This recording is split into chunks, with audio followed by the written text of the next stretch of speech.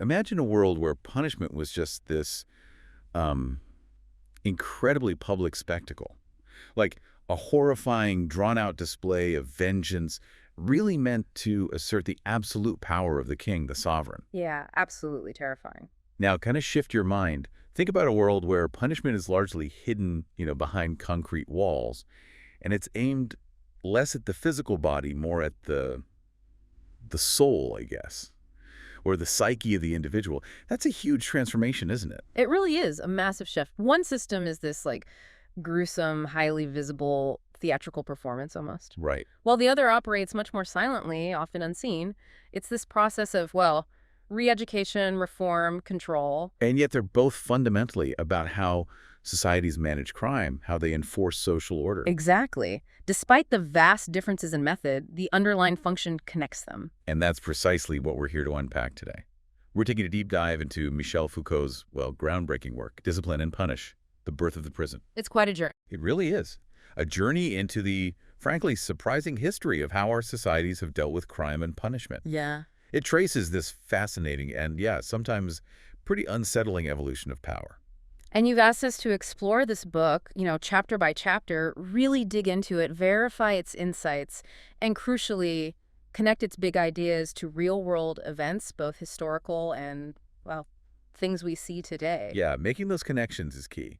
So our mission really is to meticulously unpack these intricate mechanisms, these systems of punishment, and think about their profound implications. We want to help you understand not just what changed. But why it changed. Exactly. And why these shifts, which might seem purely historical, still deeply resonate and frankly matter for us today. So we'll begin by immersing ourselves in that brutal theatrical world of torture, the public executions Foucault starts with. Yeah, the really grim stuff first. Then we'll move through the Enlightenment reformers, their vision of a more, quote-unquote, humane punishment. A very calculated humanity, as Foucault argues. Right. And finally, we'll uncover those subtle, pervasive techniques of discipline that actually gave birth to the modern prison system and shaped this whole concept of the delinquent. And you'll see how these ideas are far from just, historical footnotes. They're alive and well. Absolutely. Okay, let's unpack this. Let's do it. So let's cast our minds back. Mid-18th century. Public punishment wasn't just a deterrent, it was a horrifying spectacle, right? An elaborate ritual designed purely to assert sovereign power. Total assertion of dominance. And Foucault kicks things off with this really chilling account that just perfectly sets the scene for this era. The infamous case of Robert François Damiens. Yes, Damiens. March 2nd, 1757. He'd made this failed attempt to assassinate King Louis XV. Pretty serious crime back then. Oh, the most serious. Regicide, or attempted regicide. So he was condemned to one of the most grotesque public executions you can really imagine. It wasn't just about taking his life. It was this grand ritual of vengeance. Right. Meticulously designed. Everyone had to watch. A public affirmation of the king's absolute unchallengeable power. The punishment absolutely had to match the perceived, enormity of the crime against the king himself, seen as God's representative. And the details Foucault draws on from historical accounts like the Pièce Originale, they're incredibly vivid, really disturbing. They serve as this shocking entry point for his whole analysis. They really do. So Damiens was first subjected to this thing called the amende honorable. Where was this? Before the main door of the Church of Paris. Yes, a formal public apology. An act of extreme penance. The condemned, often barefoot, simple shirt, confesses on their knees, holding a burning torch right there before the church or a magistrate. A ritual of, spiritual and public humiliation, breaking the person down before the physical torment even started. Absolutely, complete subjugation. Then he was put in a cart, wearing only a shirt, still holding that burning torch. Still holding the torch. And taken to the Place de Grève, a public square in Paris, traditional site for executions. And once there, the real horror began. Yeah. His flesh was systematically torn, breasts, arms, thighs, calves, with red-hot pincers. Yeah. His right hand, the one that held the knife against the king, was burned with sulfur.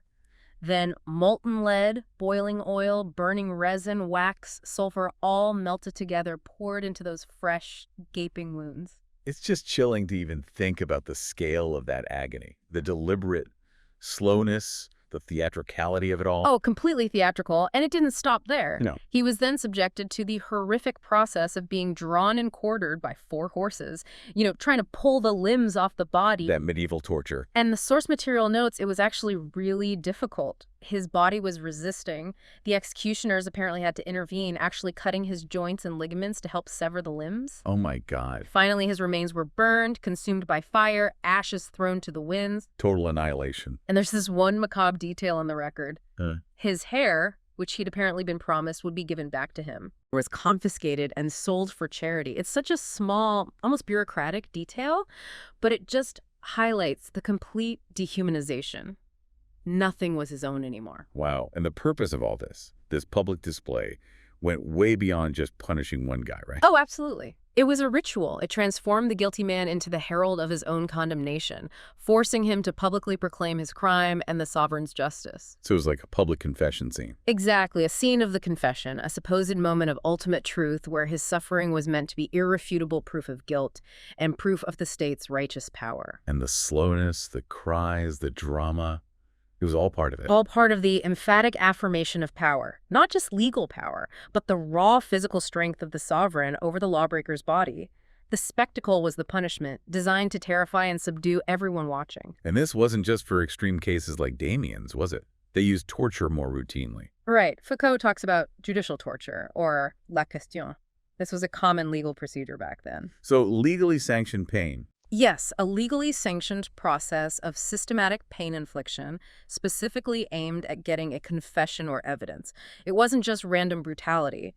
Foucault calls it a quantitative art of pain. A quantitative art of pain. What does that mean exactly? It means there was this highly formalized legal code of pain. The type, the quality, the intensity, the duration of the pain, it was all precisely correlated. Correlated with what? With the gravity of the crime, the social status of the criminal, and interestingly, the rank of his victims. Ah, so status mattered hugely. Hugely. For instance, the ideal punishment for a regicide like Damien's had to be the summum of all possible tortures, an expression of infinite vengeance because he attacked the king himself.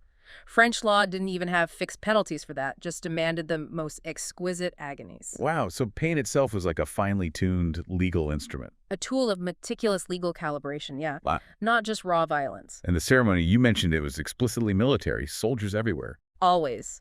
The scaffold surrounded by soldiers, cavalry, archers, guardsmen. This wasn't just about preventing escape, though that was part of it. Or stopping riots. People did riot. Fine. Yeah. Sometimes, yes. It was also about suppressing public sympathy. But more fundamentally, it visually reminded everyone that crime was basically rebellion against the prince, a challenge to his authority. So it was justice as the physical, material, and awesome manifestation of force. Exactly. The sword that punished the guilty was the same sword that destroyed enemies. It was an exercise in pure terror, demonstrating the absolute, irreversible imbalance of power between the sovereign and the condemned. Power literally inscribed onto the body, visible for all to see. Precisely. The body of the condemned was the site where this vengeance was applied, where the raw, physical power of the state was anchored and displayed. A macabre performance reinforcing obedience. So that was a brutal reality. 18th century, public spectacle, physical annihilation. But then Foucault shows us things started to change, actually quite rapidly. Yeah, a profound shift began. This whole public display of punishment started to, disappear. How so? What changed specifically?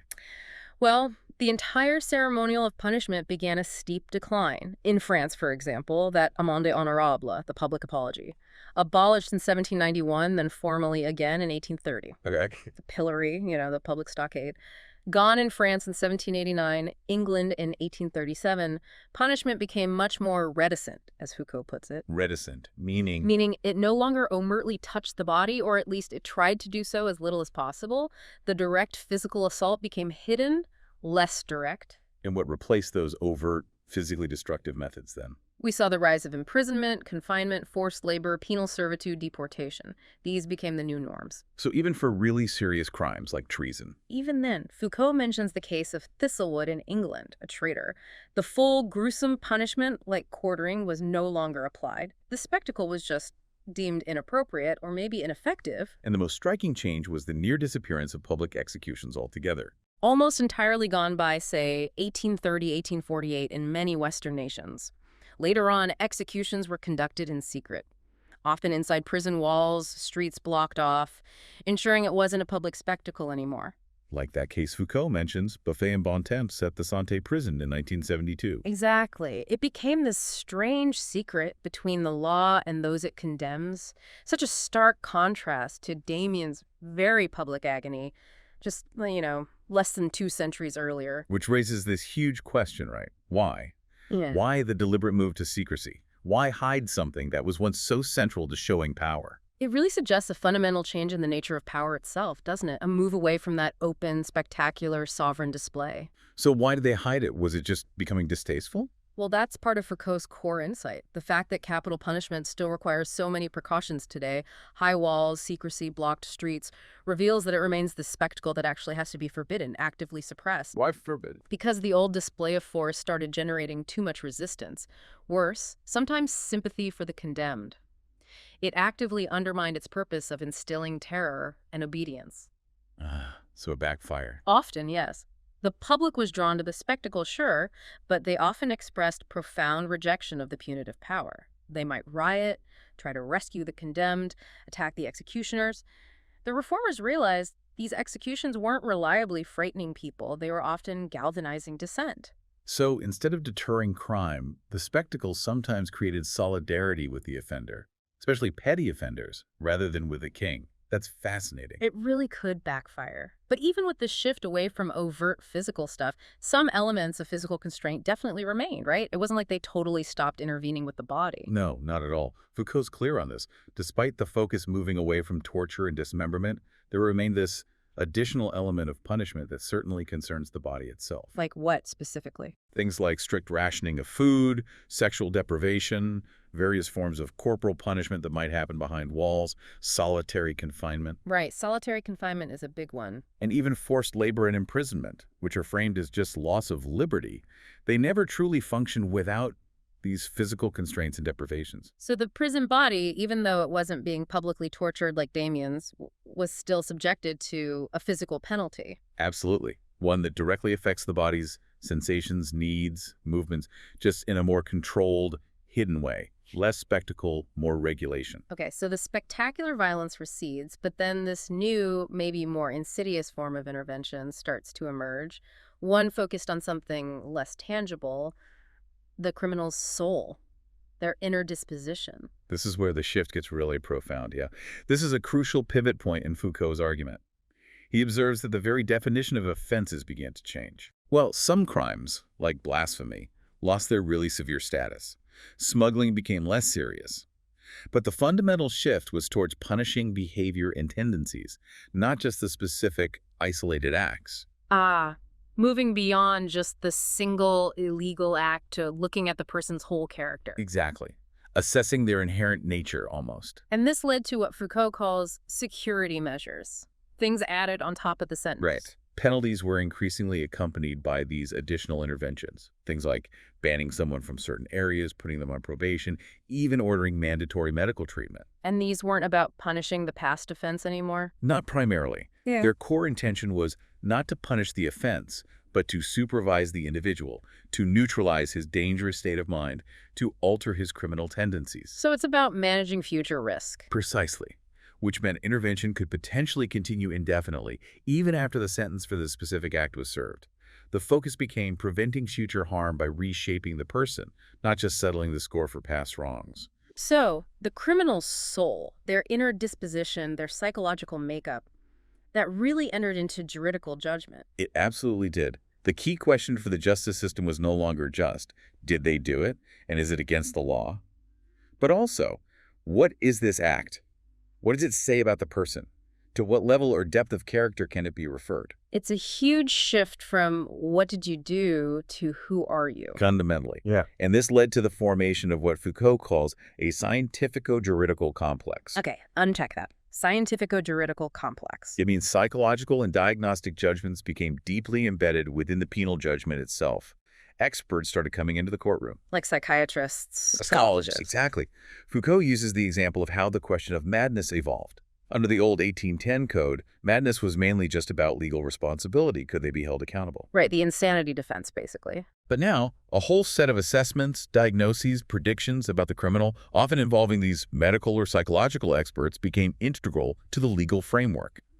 This really opened the door for criminology and psychiatry to enter the justice system. And this is where we start seeing what Foucault calls a political technology of the body. Yes, the whole transformation of punishment, from public torture to these hidden disciplinary practices, can be understood through this lens. How does that work? It highlights how man, the soul, the normal or abnormal individual, have come to duplicate crime as objects of penal intervention.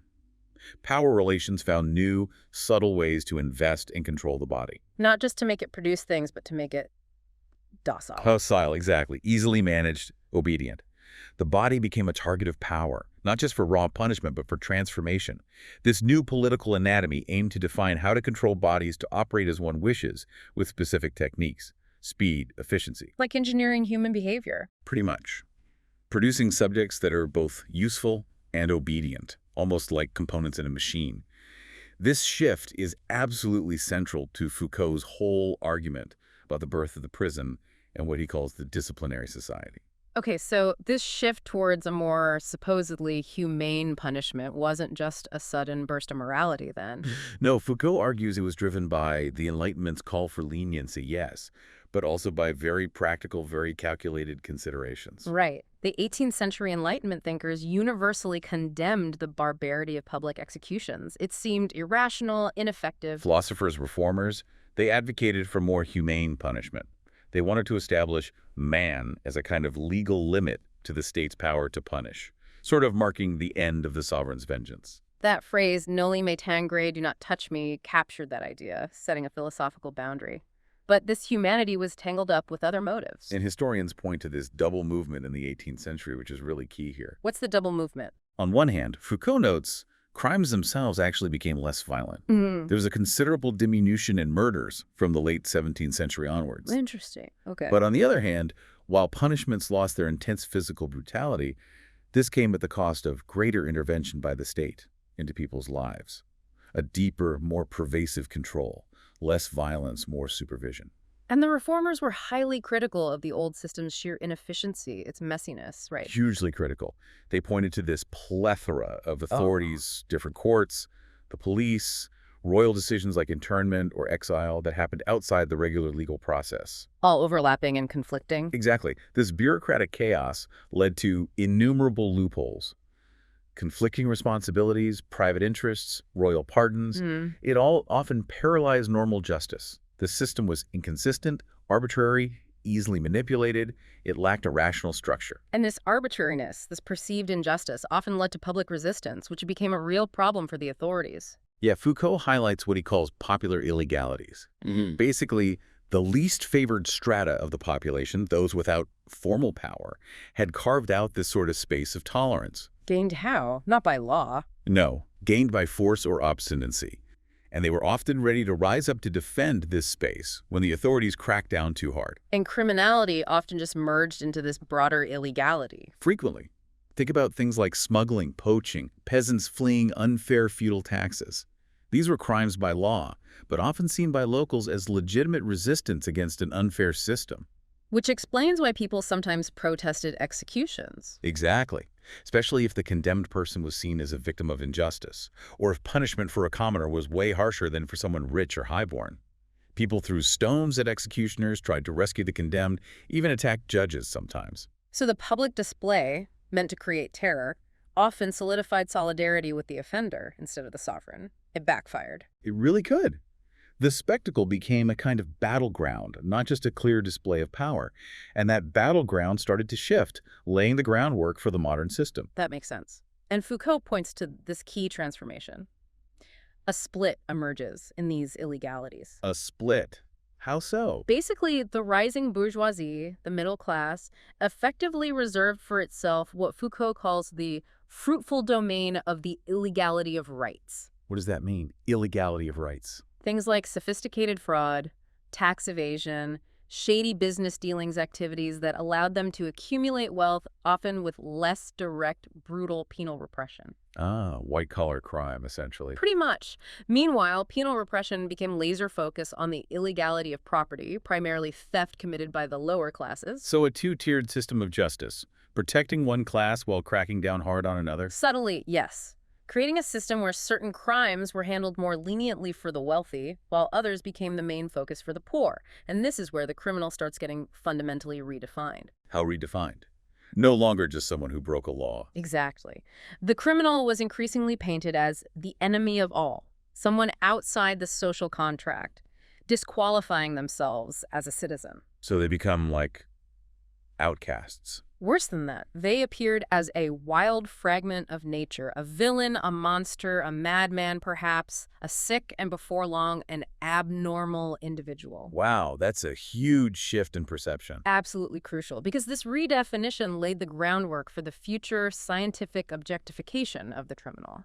It paved the way for disciplines like criminology and psychology to claim expertise over their behavior or their character. They became objects of study. And the pressure on those popular illegalities, the crimes of the poor, became an essential imperative after the revolution. Yes, this intense focus on controlling the illegalities of the lower classes was actually crucial for ensuring the long-term stability of penal reform and the emerging bourgeois social order. It served a political purpose, not just a judicial one. And this new penal strategy also fit neatly with the social contract theory popular during the Enlightenment.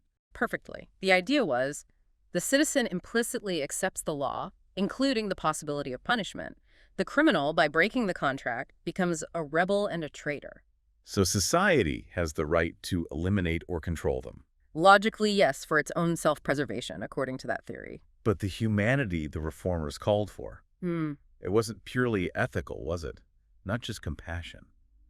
Foucault argues it was very calculated. That's one of its most provocative points here. The appeal to sensibility, the demand for humane punishment, wasn't just theoretical. It was fundamentally a principle of calculation. Calculation, how so? Humanity became the respectable name for this new economy of punishment and its meticulous calculations. The punishment's minimum, Foucault says, is ordered by humanity and counseled by policy. So it wasn't about pure compassion, but about finding the most effective, most efficient, most politically expedient way to punish, a refined way to achieve control. Pretty much. Finding the minimum force necessary to achieve the maximum effect, which was now seen as prevention and control, not just vengeance. So the whole function of example changes dramatically here. Profoundly. Public torture used example to manifest the crime and the sovereign's overwhelming power. A big show. Right. But the new approach shifted the goal to preventing repetition. The aim wasn't, let's demonstrate power, but one must punish exactly enough to prevent repetition. So the harm of the punishment has to exceed the good the criminal got from the crime. Exactly. It's a subtle but huge change in objective, from vengeance to prevention, based on a kind of rational calculus. And this new strategy demanded clear, written laws. Yes, a stable monument of the social pact to ensure certainty, transparency. Legal procedures shouldn't be secret anymore. The reasons for conviction should be known. Magistrates should speak publicly. Why was that so important? To link the idea of crime and punishment with irrefutable certainty in the public mind, get rid of the opaque, arbitrary, often corrupt old system. The law itself was meant to become a clear public lesson. There's also this interesting element of individualization you mentioned earlier. It wasn't just about the act anymore. Right. Unlike the old casuistry, which qualified the act, like this specific type of theft gets this punishment, the new approach looked at the defendant himself, to his nature, to his way of life and his attitude of mind, to his past. Ah, so that's where we see the beginnings of psychology entering the courtroom, assessing the whole person. Absolutely. Foreshadowing the huge role psychological knowledge would eventually play, moving beyond simple guilt or innocence. And crucially, the actual application of power shifts from the body to the mind. To the mind, or rather a play of representations and signs circulating discreetly but necessarily and evidently in the minds of all. This marked the explicit abandonment of those old anatomies of punishment. So punishment isn't meant to just destroy the body anymore, but to reform the mind. Through what? Through a prolonged succession of painful privations. The pain moves inwards. It becomes a mental, a temporal experience rather than a brief, intense physical spectacle. And that leads directly to the critical role of duration, the length of the sentence. Yes, duration became crucial for this concerted transformation. The idea was that a prolonged succession of painful privations, sparing mankind the horror of torture, has much more effect on the guilty party than a passing moment of pain. So continuous, measured control over time instead of one big burst of agony. Sustained psychological pressure. Precisely. And furthermore, the condemned person, once seen as the king's property, now became the property of society, the object of a collective and useful appropriation. How did that idea play out? It explained why the reformers almost always pushed for public works as punishment, turn criminals into a productive force rather than just an effigy of suffering. Make punishment productive for society, not just an act of vengeance. Use their body and time for the collective good. Exactly. Utilitarianism applied to punishment. Okay, this brings us right to what Foucault identifies as the core innovation of modern power, the real backbone of the prison and so many other institutions, the mechanisms of discipline. Yes, these are key, and they're not just about punishment. They're about shaping, molding individuals, producing a specific type of human being. So the classical age, Foucault says, discovered the body as object and target of power. New techniques emerged aimed at making bodies docile. Docile meaning. Yeah. Subjected, used, transformed, improved. It went way beyond just prohibiting certain actions. It was about creating a body that was both useful and obedient. A new kind of pervasive control. Foucault calls it a political anatomy. How does that manifest in practice? Well, a mechanics of power was born. It defined how you could get a hold over others' bodies, not just so they'd do what you want, but so they'd operate as you want with the techniques, the speed, the efficiency you determine. Like engineering human behavior, optimizing people for specific tasks. Exactly, whether in a factory, a school, or an army, creating a precisely controlled, efficient human machine. And here's where Foucault points out that really interesting paradox of discipline. It seems to increase the forces of the body, making people more skilled, more productive, In economic terms of utility, yes. while simultaneously diminishing those same forces in political terms of obedience. It creates an aptitude, but then reverses its energy into strict subjection. How does that actually work? This paradox is absolutely crucial to Foucault's argument. Disciplinary power doesn't just destroy individual force, it meticulously organizes it. It enhances skills, makes the body more useful. Think of a highly trained soldier or an efficient factory worker. Okay. But it simultaneously ensures this increased capacity is channeled, controlled. It prevents potential for independent thought, counterpower, resistance.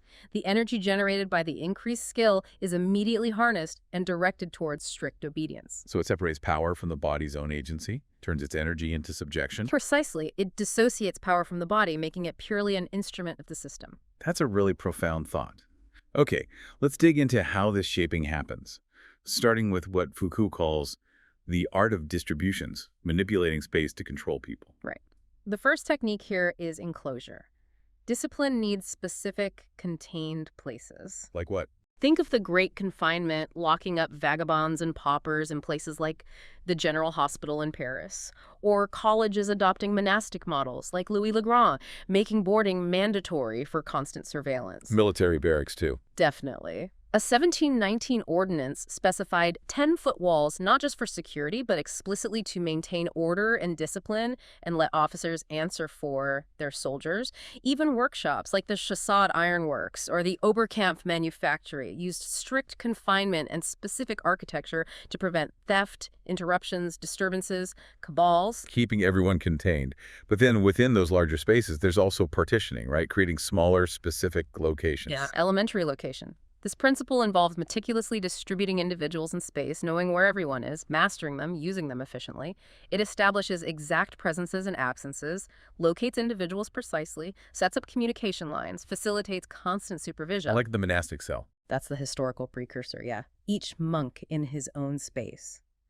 In factories like Oberkampf, it meant specific workshops for each step, with individual posts linked to machinery. This allowed supervisors to meticulously watch workers' presence, their quality, their conduct, no confusion, maximum accountability. Each person had a fixed, visible place. Like parts in a machine.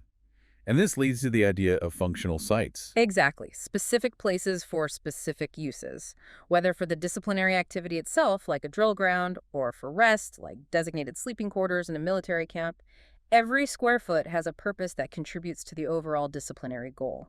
No wasted or ambiguous space. And finally, under this art of distributions, we have ranking. Discipline is profoundly an art of rank, Foucault says.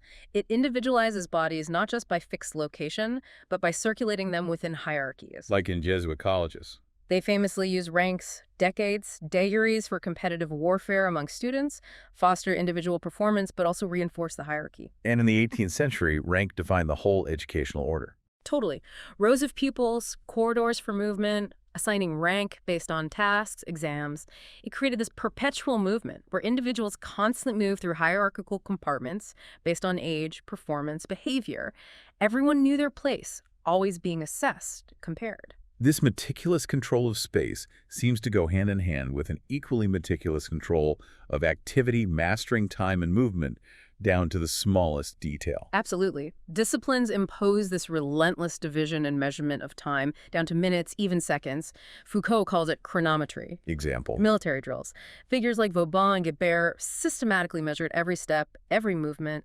Elementary schools, following Lassalle's 17th century conduit, use bells for everything. Kneeling, saluting, sitting. Mutual improvement schools in the early 19th century broke activities into 4-minute intervals. 4 minutes, wow. It was about ensuring good quality time without impurities or defects, time fully utilized, totally productive. Making every second count, literally, like a factory assembly line for behavior.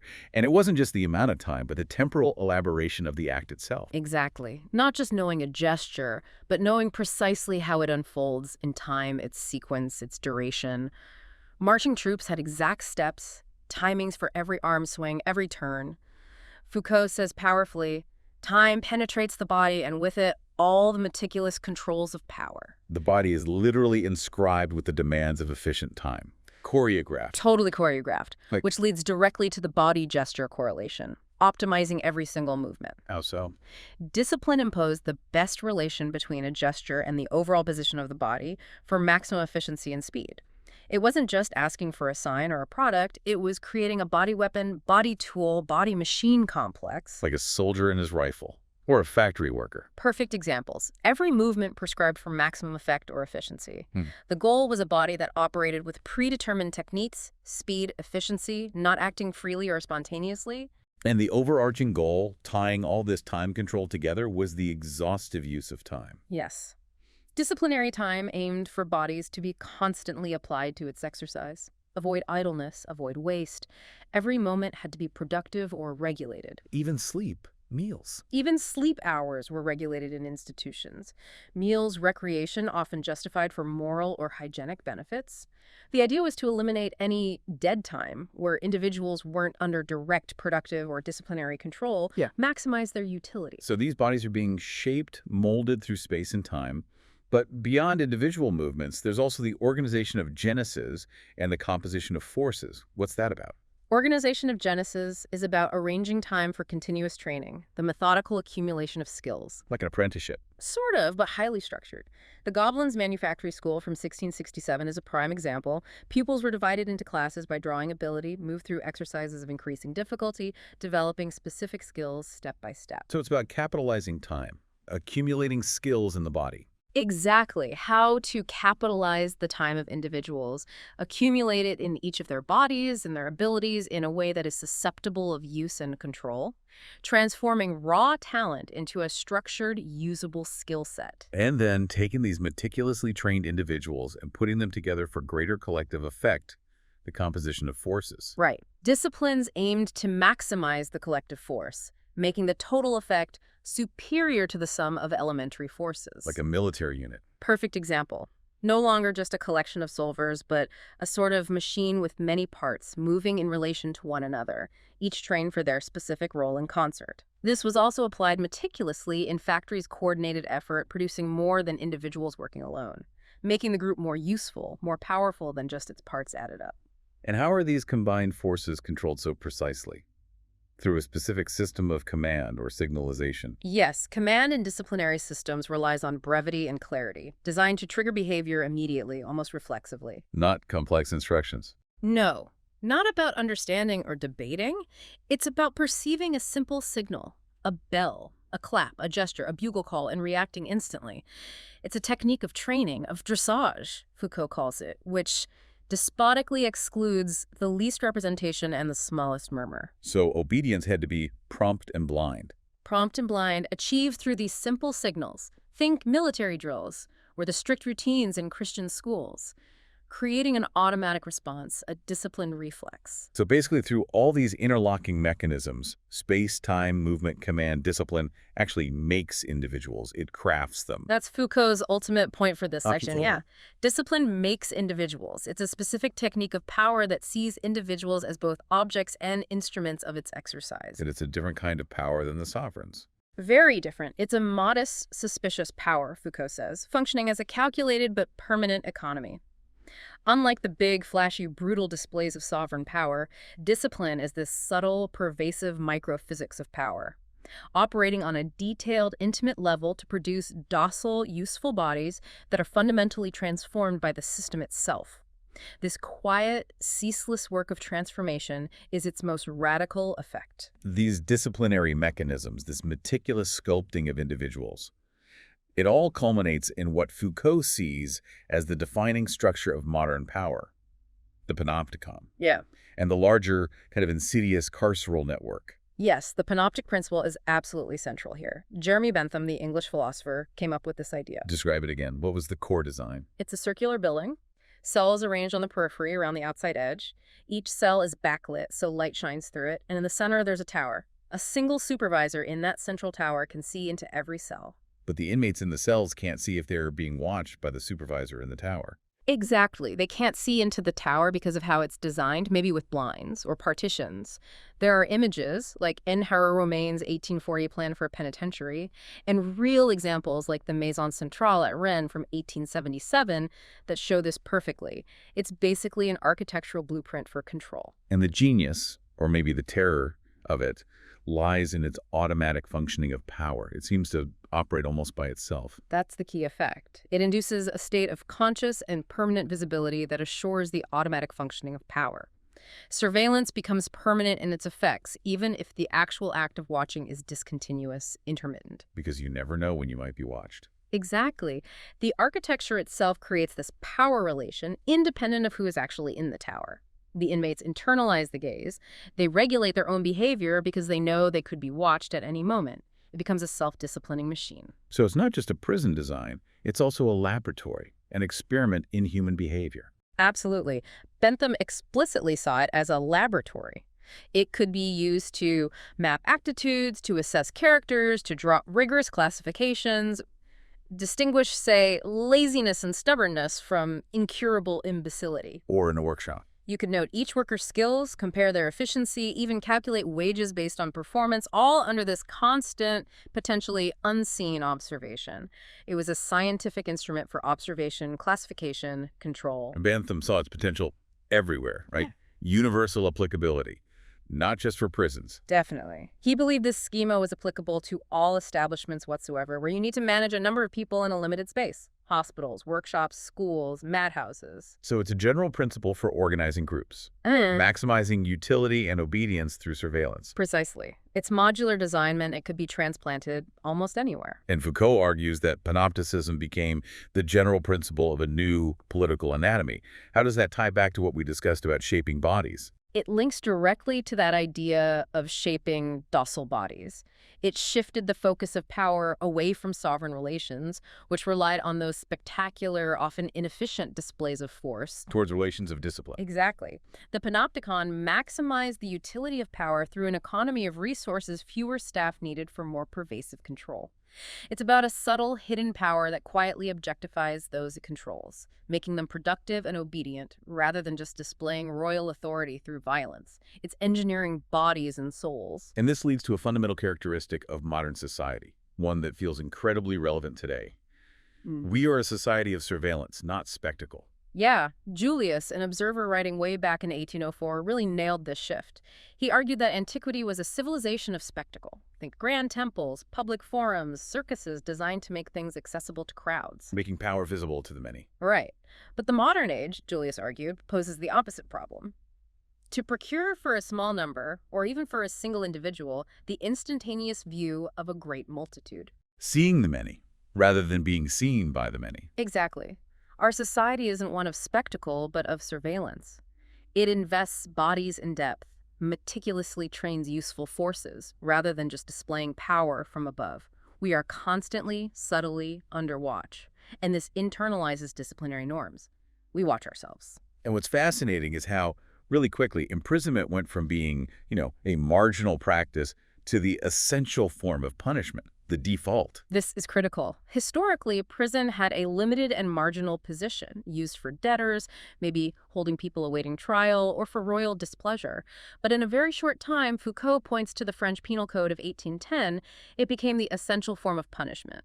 It rapidly colonized the penalty, as he puts it. So it wasn't a slow natural evolution. No. Foucault argues it was a swift, deliberate institutionalization, a conscious choice to make the prison the primary tool of justice. And the prison became this omnidisciplinary apparatus, right? Covering every aspect of a person's life. It did. An exhaustive disciplinary apparatus, taking responsibility for all aspects of the individual. His physical training, his aptitude to work, his everyday conduct, his moral attitude, his state of mind. Designed to have neither exterior nor gap. Total envelopment. Total envelopment within its power, ensuring total submission, total transformation. Charles Lucas, an influential writer then, described it not just as detention, but as a complete reformatory, meant to transform people physically and morally from within. A prime example of this approach was the Pennsylvania system, especially Cherry Hill Prison. Yes, implemented in the early 19th century, the design was deliberately severe. The walls are the punishment of the crime. The cell confronts the convict with himself. He is forced to listen to his conscience. Strict solitary confinement. Day and night, forbidden to speak to others, even guards. Work was seen more as a consolation, a way to keep the mind busy, not an obligation. Authority was meant to come from the materiality of things, the prison structure itself, rather than guards' force. The idea was solitude would lead to moral regeneration. Yeah. Penitence. Complete inner transformation through isolation and self-reflection. That was the theory, anyway. And within this system, even things like work and wages took on a new disciplinary meaning. Oh, absolutely. Penal labor was paid, yes, but these wages weren't just for production. They were a disciplinary tool, So. intended to inculcate the love and habit of work, a sense of property, thrift, foresight. It was a motive and measure of individual transformation, basically a legal fiction to make the convict a docile worker. The wages didn't really reward output as much as they rewarded the desired change in behavior, the internalization of capitalist work ethics, turning thieves into disciplined laborers. This brings us to that crucial distinction Foucault makes, one that really underpins a lot of our modern thinking about crime. The difference between the offender and the delinquent. This feels subtle, but really radical. It is subtle, and it's one of Foucault's most profound insights. Legal punishment traditionally focused on the offender, someone who committed a specific act, violated a law, usually seen as having free will. But the new penitentiary technique applied to the delinquent. This wasn't just someone who did a bad act. This was a person linked to their offense by a whole bundle of complex threads, instincts, drives, tendencies, character. So the delinquent is defined not by the act, but by their whole life, their inherent nature. Exactly. They become a biographical unity, a kernel of danger representing a type of anomaly. It's a shift from judging actions to judging individuals and their supposed inherent dangerousness. And this led to a kind of ethnography of the prisons, studying criminals like they were a foreign tribe. Pretty much. This period saw the emergence of a zoology of social subspecies, an ethnology of the civilizations of malefactors, with their own rights, slang, social structures. Observers like Marquet Wasselot wrote about this in 1841. So this scientific approach defined delinquency not by law, but by the norm. Yes. Paving the way for criminology as a distinct field. Criminals were classified, analyzed, treated as if they belonged to distinct natural categories. Moving beyond simple guilt or innocence to this complex assessment of their supposed biological or psychological predispositions, they became scientific objects. And all of this fit into what Foucault calls the expansive carceral network. This isn't just about prisons themselves, is it? Not at all. That's key. It's a vast, interconnected system linking innumerable relations between punishment and anything deemed abnormal or dangerous. It organizes disciplinary careers. What does that mean? It means providing a seamless, coordinated whole for individuals, potentially from birth, through various institutions. Think foundling hospitals, orphanages, schools, charity organizations, almshouses. They all contribute to this network of surveillance and normalization. Yes, this network assures the formation of delinquency on the basis of subtle illegalities and the establishment of a specified criminality by constantly observing, categorizing, normalizing individuals from a very young age. It extends way beyond prison walls into everyday life. So the carceral network supports a universal reign of the normative. It sounds like the whole society becomes a kind of judging machine. In a way, yes. It creates a society where individuals are constantly subjected to the implicit judgment of the teacher judge, the doctor judge, the educator judge, the social worker judge. And this normalizing power does what? It compares, differentiates, hierarchizes, homogenizes, excludes, and ultimately normalizes individuals. Brings them into conformity with societal norms rather than just punishing specific legal violations. Deviation from the norm becomes the new crime, a target for intervention.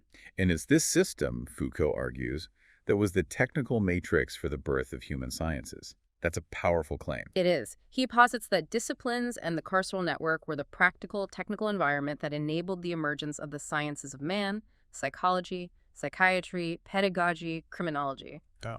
Through the examination. With its meticulous archives, its documentation of individuals' lives, behaviors, failures, progress, it made each individual a case, an object of knowledge to be studied, understood. And this knowledge became a tool for power. Simultaneously, yes, a point of leverage for ever more refined control. These ignoble archives from prisons, schools, hospitals became the raw material for understanding human behavior in a scientific way, transforming people into measurable, knowable subjects. Okay, so despite all this sophisticated machinery, this meticulous architecture of control, Foucault makes this rather startling claim. The prison was denounced almost immediately as the great failure of penal justice. Indeed.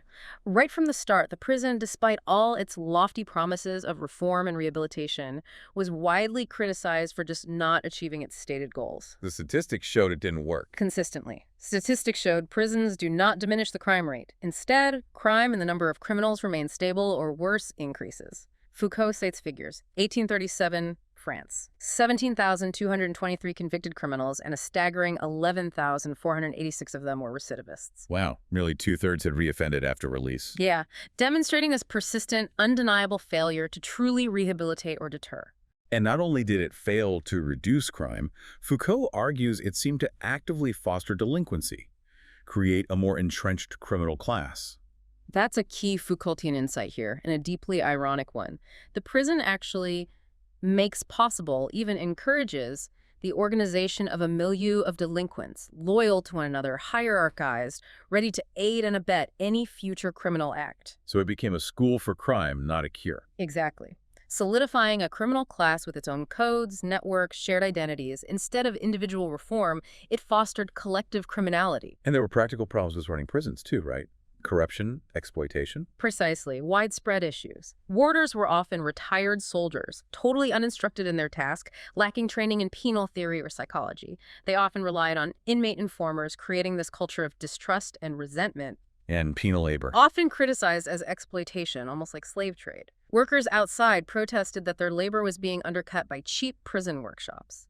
The reality of prison life consistently contradicted its supposed ideals. But here's the most fascinating, maybe frustrating, insight Foucault reveals. These constant criticisms, these documented failures, they didn't lead to getting rid of prisons or even radically rethinking them. Instead, the solution was always prison as its own remedy. That seems incredibly counterintuitive. It is counterintuitive, and it's Foucault's most unsettling insight here, absolutely crucial. The persistent failures didn't prompt a search for alternatives.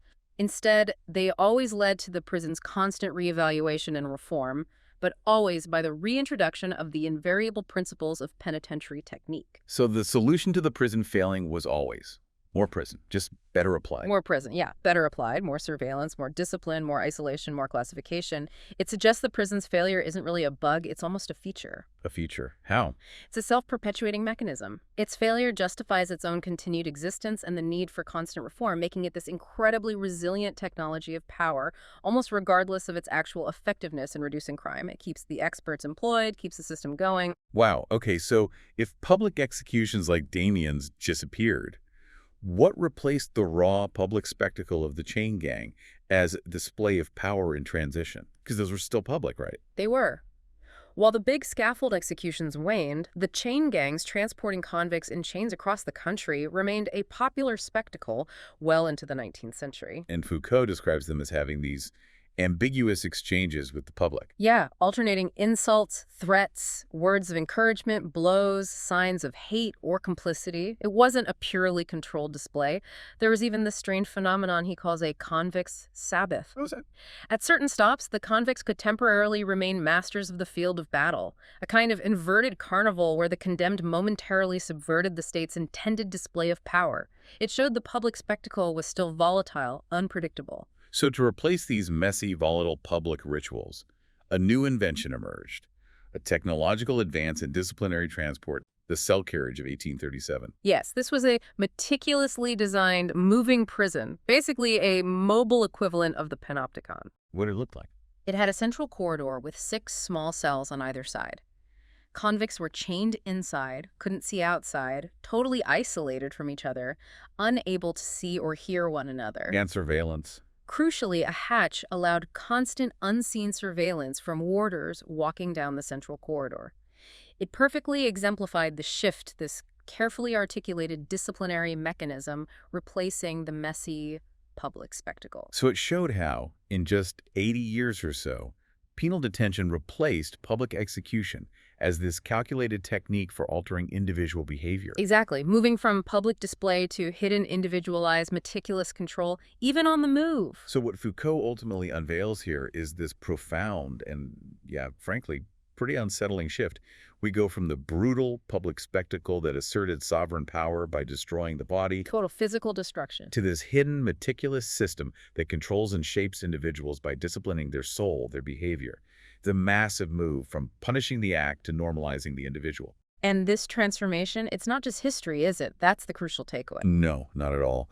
The disciplinary mechanisms Foucault meticulously describes, partitioning space, controlling time, standardizing gestures, constant examination, producing docile bodies. They're everywhere. They are the very foundations of so many institutions you encounter every single day.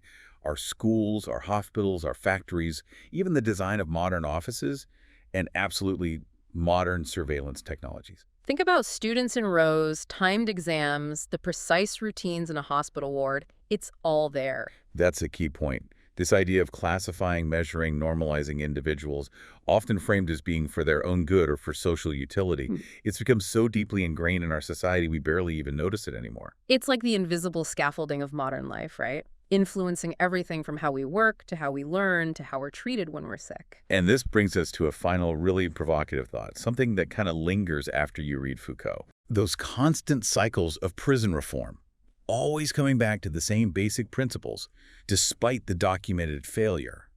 It suggests the prison isn't just a building. It's a fundamental technology of power in our society. A system designed less to actually eradicate crime, maybe, and more to manage and even produce a particular kind of subject, the delinquent, and crucially, to extend its disciplinary reach across the entire social body. So maybe as you move through your day, whether you're at work, in a classroom, navigating public spaces, even interacting online, ask yourself, to what extent are we all, in maybe subtle ways, living within the ever-expanding invisible walls of a kind of carceral network? Constantly being observed, measured, compared, normalized. Yeah, and in a world so thoroughly permeated by these disciplinary mechanisms, what forms of illegality, what forms of resistance might even emerge, even if it's just, in the quiet corners of our own minds? Something to think about.